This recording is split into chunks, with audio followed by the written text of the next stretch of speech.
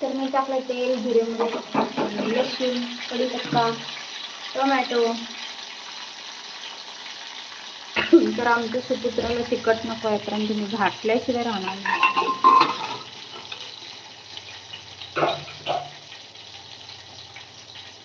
तर मी असं एक बटाटाने छोले उकडून घेतले.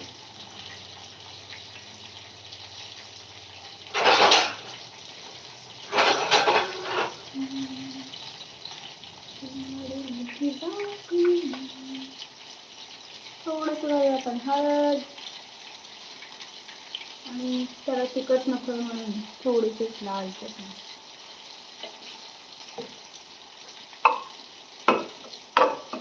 असं कंडिशन ठेवून भाजी कसं करायची ना,